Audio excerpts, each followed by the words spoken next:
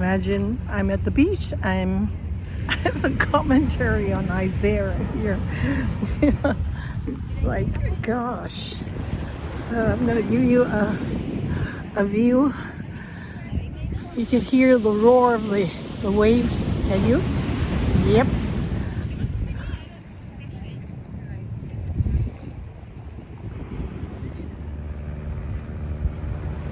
It's going to be a hot day. I'm at Venice Beach right now.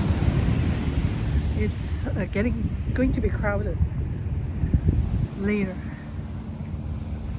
And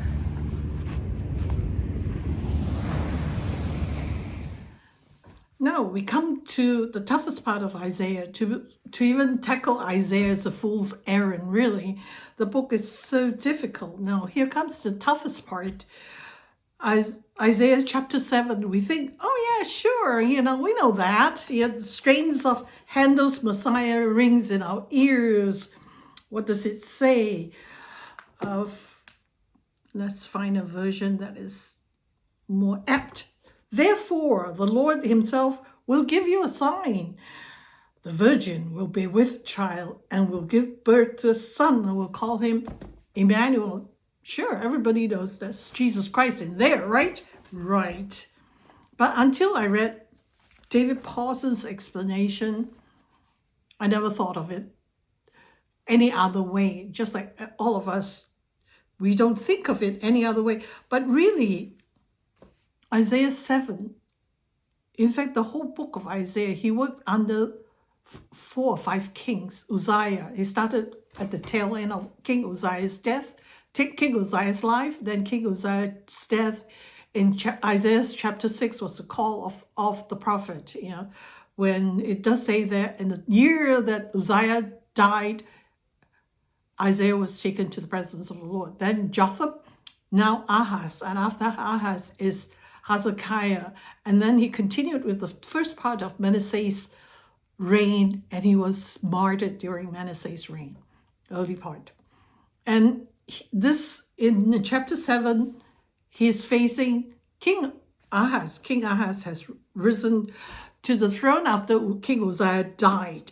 So really, what was chapter 7 all about? Forget about the strains of Handel's Messiah. Unto us a child is born, the son is given, and the virgin shall give birth. Forget, we were never told this. Until I read David Pawson. This was addressed to King Ahaz. King Ahaz was facing his first crisis. Okay, I will tell you what that was. I've alluded to that in previous postings, but here it is in Isaiah. This was addressed to Ahaz. So this would not happen if we think of it as being Jesus until 750 years after Ahaz's life. So it's not going to help Ahaz if we think in terms of the Messiah, right? Ahaz has a crisis and needs an answer right now, and he won't consult the prophet. That usually kings would say, there's a prophet in town, let's go ask him, but he refused to. And what does God say to Isaiah? Go to Ahaz. He's not coming to us, we're going to them. Take your son with you and go to Ahaz. And he said to King Ahaz, ask the Lord for a sign. Ahaz said, no, I will not bother the Lord. It's like this false piety. I will not bother the Lord. So the Lord said, you are not asking me? I will give you a sign. And what does the sign say? Behold, see, therefore the Lord himself shall give you a sign. Chapter 7, verse 14. Behold, a virgin shall conceive and bear a son, and shall call his name Emmanuel. Butter and honey shall he eat, that he may know to refuse evil and choose the good. For before the child shall know to refuse the evil and choose the good, the land that thou abhorrest shall be forsaken of both her kings. Both her kings? How many kings are there? Well, I thought we had just one king, Ahaz. So now we have to go to the history. At this time, after David, and especially after King Solomon, the people of Israel rebelled. they were oppressed by Solomon with his building projects and his immorality. Wise as Solomon was, so the kingdom of Israel became divided into two. The northern kingdom with 10 tribes, they retained the name Israel. And the southern kingdom, Judah, they call themselves Judah, being comprising of 2 tribes, Judah and the small tribe of Benjamin. And King Ahaz is king of the southern kingdom. So that's why when he says the land, both lands, north and south, will be forsaken of both her kings, that's the sign given to Ahaz. Be careful, So throughout Isaiah is what Alec Mortier in his commentary says, inclusio, indictment, judgment, a hope. So every passage really has that all is inclusive. So here, this message of the virgin giving birth is actually given to Ahaz. So we have to think, when Ahaz hears what is in his mind, definitely not the Messiah 750 years later. But according to Pawson, every prophecy has twofold meaning. The meaning to address the situation at hand, and a future meaning, the eschatology, which in this case is to tell Ahaz, when would you see the both kings being forsaken, the land of both kings being forsaken? When this happens, when the virgin gives birth and call his name Emmanuel, and he shall only eat curds and what else? Honey, butter, and curds. Why? There is a meaning. So, and there is a future meaning too in Isaiah, the future fulfillment of this prophecy of a true virgin birth.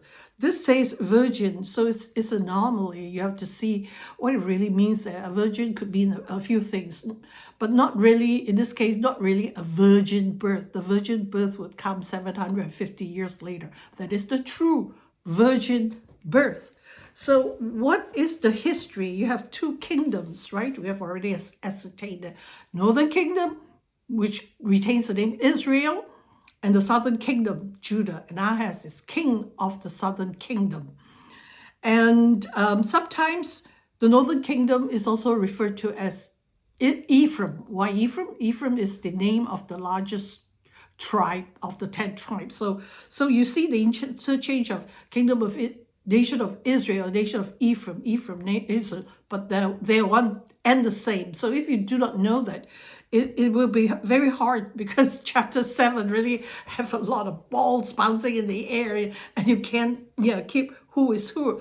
And also the other thing to remember is to keep in mind where this nation of Israel is. You have this tiny patch of coastal land, that's what Canaan, and now Israel, divided into 2. Northern kingdom of Israel, southern kingdom of Judah, and then to the south of it, Egypt, to the north of it, Aram or Damascus, and then to the other side, in northern, what today is northern Iraq, that is Nineveh and the Assyrian Empire, and to the south of that, where today's Baghdad is, and that's Babylon. So have this kind of map. If you can't see, look at a map in the Bible, have this in your mind, because everybody in that area is at play in this game. Okay, so here, the king in the northern kingdom, Rezin, or is it Pekah? I don't know, forgot. Here, Rezin is king of Syria, of Aram, the Aram kingdom north of Israel. And Pekah is the king of Israel, the northern kingdom. And you have Ahaz in the southern kingdom. The 2, King Pekah of Israel and King Rezin of Syria are forming an alliance to fight Tiglath-Pileser, who is coming from northern Iraq to conquer them. So they went to Ahaz and said, come join us. Ahaz said, nah. Instead, Ahaz went to Tiglath-Pileser for help against these 2 kings who's coming after them. And Isaiah said, no, no, no, no, no. We don't form alliances with our enemies. Our strength is in God.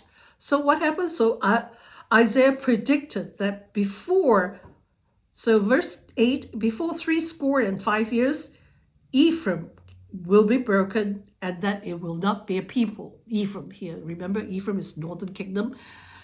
And the head of Ephraim is Samaria, and the head of Samaria is Remaliah's son, which is Pekah. So in 65 years, the northern kingdom will be no more. Okay, beware. Do not form an alliance with Tiglath-Pileser. So how would you know that? You will know it when a virgin will conceive and call his name Emmanuel. Understand that. Who's this virgin? It's possibly someone in the king's palace with all his concubines. She will give birth to a son and will call him Emmanuel, God with us. In Jewish culture, mothers never name their children. In this case, the virgin, she has no husband. The king is not her husband. So she names him Emmanuel, God with us. But Jesus, understand that Jesus was never called Emmanuel. Jesus' name is Jesus, which means God saves. Jesus was never named Emmanuel. And what else? He will eat only butter and honey. Why? There's no grain to eat because the land was devastated. And that's the meaning of that verse. And indeed, it happens. And the northern kingdom was decimated and disappeared. And now we read later on that Sennacherib, the Assyrian king, went after the southern kingdom. He besieged Lachish and was going after Jerusalem. So this is the context of that verse. And, once you read that, this was spoken to Ahaz, where Isaiah warned Ahaz, do not form an alliance with Assyria.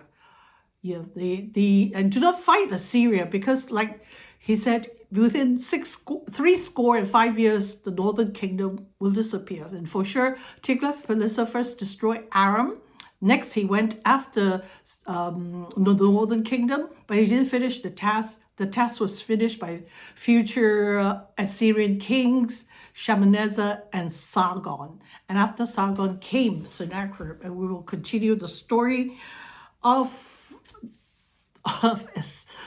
Israel and the Assyrian Empire.